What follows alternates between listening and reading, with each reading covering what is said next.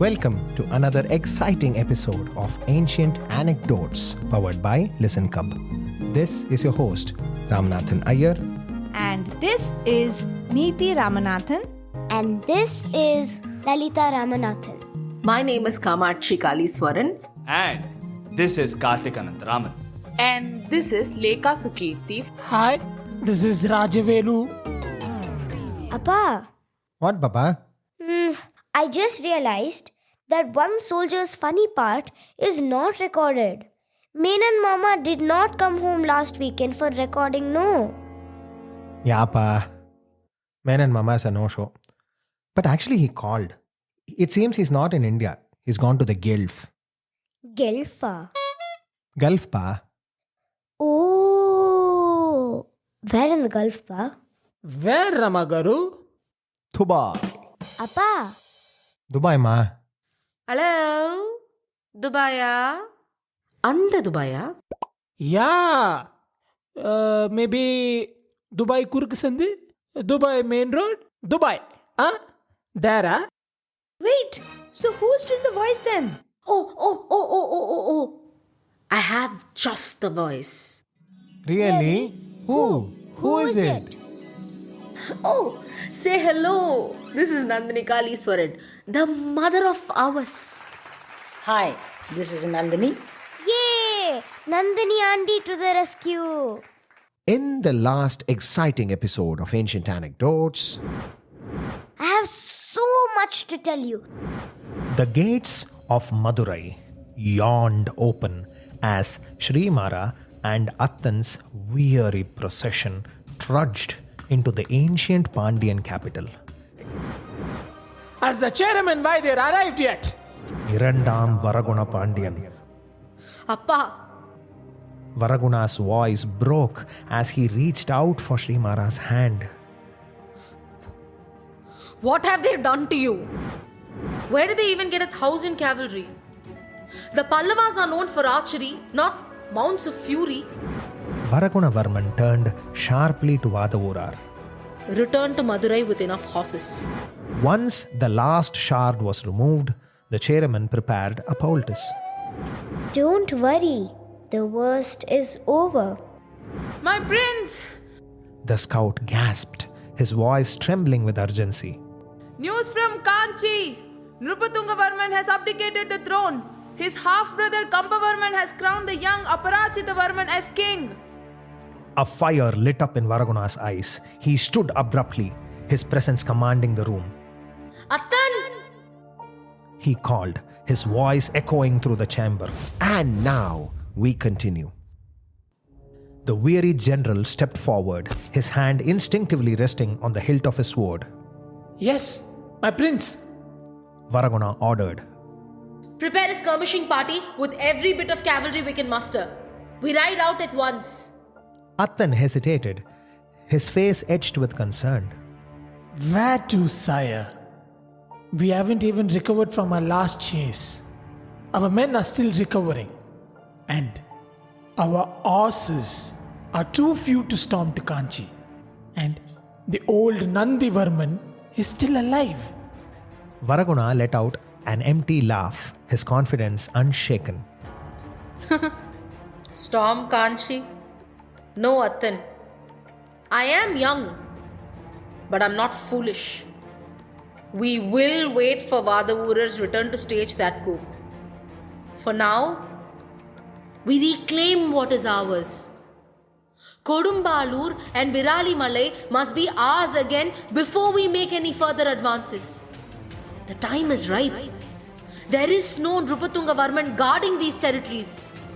Attan's weariness melted away as the plan became clear to him. He straightened, his voice firm. As His Highness commands. The wind howled across the rugged landscape, carrying with it the scent of wet earth and the ominous rustle of leaves. It was well past midnight, and even in the dread night, Kodumbalur loomed in the distance, a large and menacing fort that kissed the skies, clinging to the mountainside like a stubborn tick refusing to be plucked. The western slopes of the hill leading to the fort were a sheer, near vertical, rocky ascent blanketed with sparse shrubs, jagged edges, and the occasional stubborn cactus sprouting defiantly from the cracks. The moon cast a pale ghostly glow on the scene as if it too had held its breath for what was to come. Varaguna and his riding skirmish party had pushed their horses over rough terrain for most of the night. Now, as the slope grew steeper, the riders dismounted, leading their weary steeds by their reins. Despite the wind's chilling bite, sweat trickled down the soldiers' brows, and every step seemed more treacherous than the last. The silence in the group was broken only by the sound of heavy breathing, the clinking of armor, and the muffled curses of Attan. Attan, lagging slightly behind, glanced wearily at the sheer drop just to his right. Sire! He called out, winded but managing an exasperated tone. May I remind you that it's quite hard to lead a glorious rebellion when you are, well, dead? Which is exactly what's going to happen if we don't stop pretending to be goats. Varaguna chuckled, but didn't slow his pace. Oh, Attan! You have faced Pallavan cavalry, Drupatunga's ambushes, and even our royal kitchen's disastrously undercooked stew.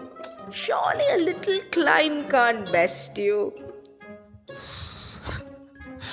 I might prefer the stew. Attan retorted, slipping slightly and regaining his footing with a muttered prayer to the gods. At least the stew didn't involve tangling over an ibis. Sanglian, Varaguna's trusted marksman, climbing ahead of them, looked back and remarked, Don't worry, General. If you fall, we'll make sure to tell your story and exaggerate the good bits. Laughter rippled through the group, lifting spirits momentarily, though Attan merely grumbled under his breath, muttering something about gods, mountains, and madness. The terrain offered no mercy. The western slope was sheer, steep, and unforgiving. Its surface, a patchwork of loose gravel, jagged rocks, and narrow edges barely wide enough for a man, much less a fully mounted knight leading a horse. Thorny shrubs clung to the hillside like nature's booby traps, and more than one soldier emerged from a bush clutching his scratched arms, grumbling something about death by shrubbery being a dishonorable end. Varaguna called over his shoulder, his voice carrying easily despite the wind. Careful there, men. Those thorns were probably Pallavan spies in their past lives. They are determined to slow us down.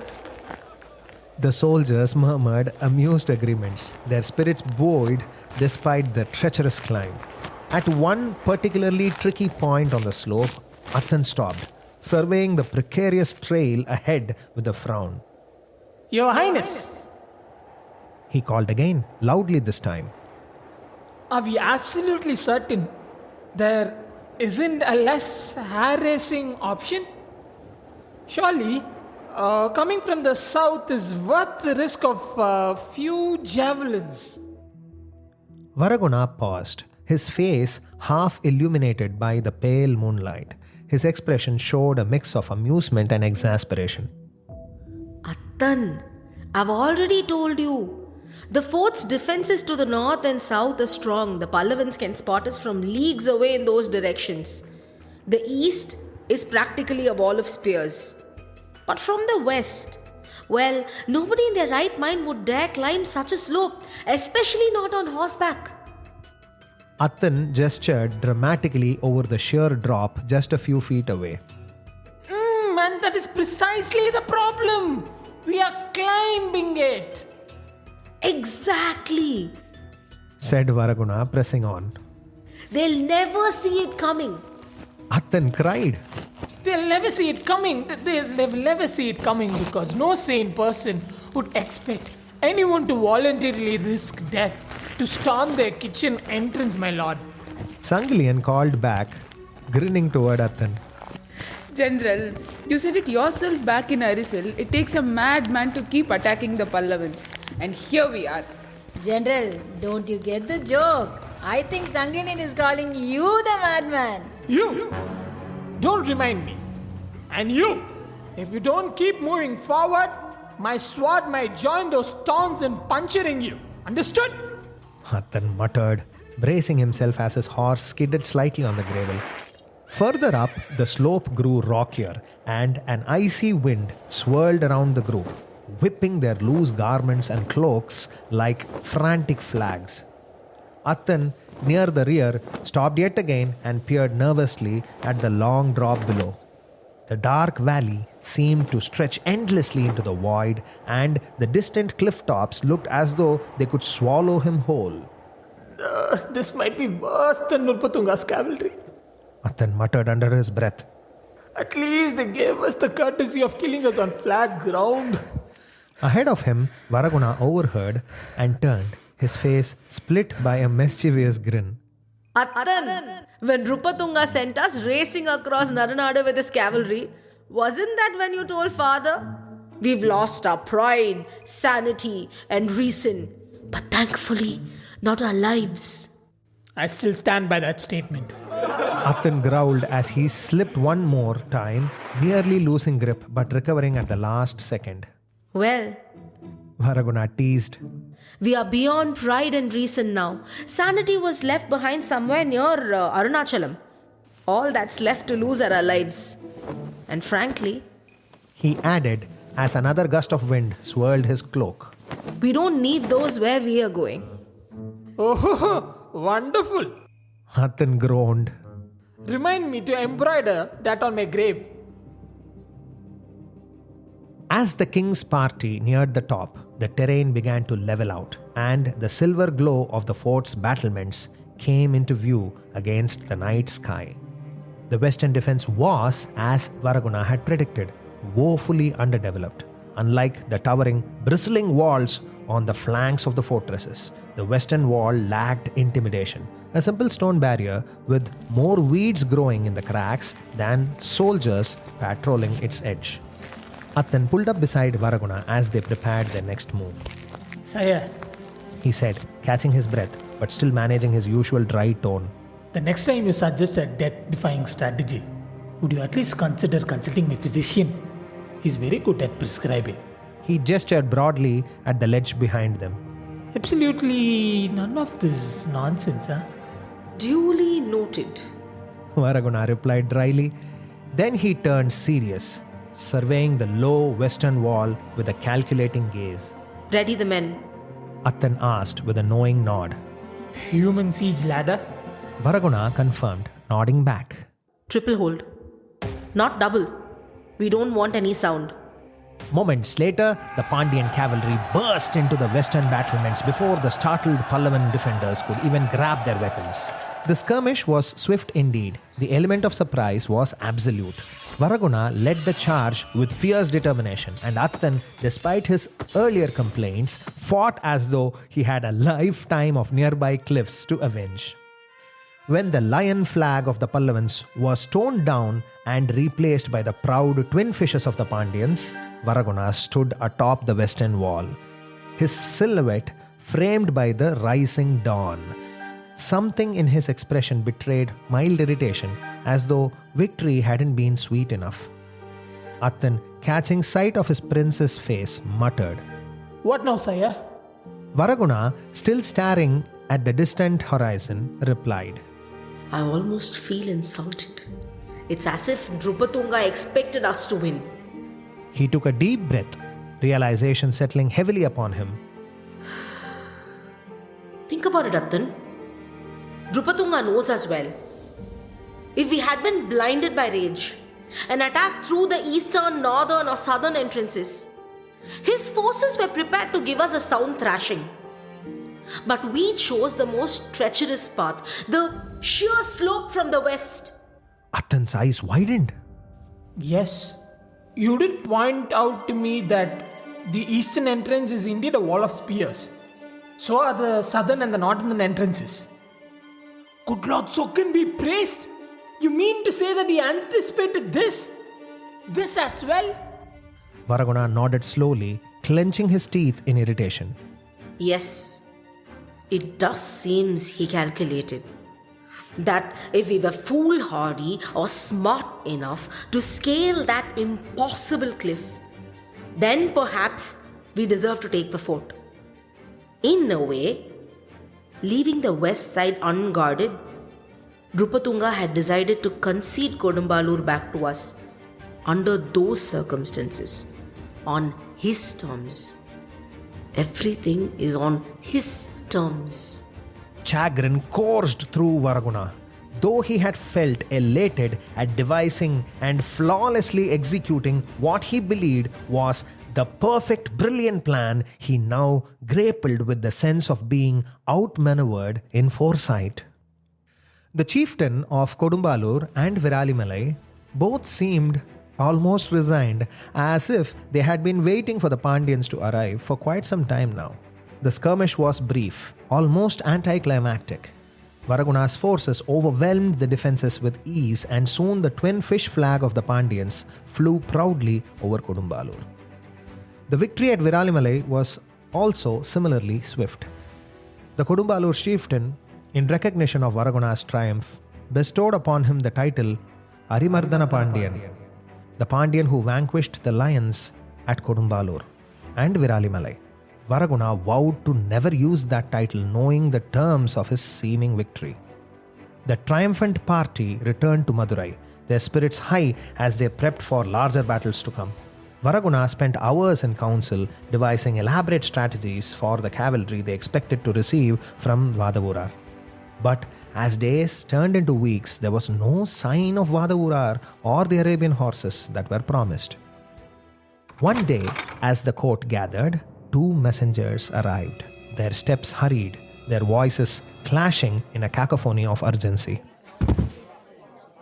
Out of the way! Out of the way! My dispatch is of utmost importance! Bellowed the first, his voice sharp enough to slice through the murmurs of the court. Yours? If it's so urgent, why are you wasting the time yelling about it? Stand aside! Retorted the second, shoving forward. Srimara, seated with calm authority, let out a soft chuckle, his eyes twinkling. I see our messengers are as relentless as our foes. He said, glancing at Attan. Relentless, yes. Attan quipped dryly. But as coordinated as a herd of goats in a thunderstorm. Without waiting for their permission, Attan deftly plucked the dispatches from both the messengers, ignoring their protests. Enough! Varaguna's voice thundered, silencing the room. Srimara extended his hand, taking one of the dispatches. Let us begin. Varaguna said, his tone steady. The first messenger stepped forward, his chest puffed up with self-importance, bowing extravagantly. As Srimara unrolled the palm leaf, his expression shifted. A ghostly white pallor swept across his face. His lips trembled as he read silently, his breath becoming shallow and sharp, and his eyes glistening. Sire, what's wrong, Sire? What's wrong? Attan leaned forward, alarmed. What was? Appa, I got the chairman part this time. Seri. அதில் ரெண்டு dialogue தான்ப்பா. Don't worry, and the worst is over. போங்கப்பா, பேச மாட்டேன். பாப்பா அதெல்லாம் இல்லடா செல்லம். அதெல்லாம் இல்லை. I am the cliff banker this time. பேங்கரா? Cliff hanger. சரி சொல்லுங்க. What was the message the messenger had brought that disrupted Srimara's poise? Does Srimara ever regain his balance again? What caused him to feel so emotional about the message? Does Varaguna understand all of this? What does Attan do in response? What will happen next? Stay tuned for the next exciting episode of Ancient Anecdotes. on your favorite podcast streaming providers. Tune in for a brand new episode.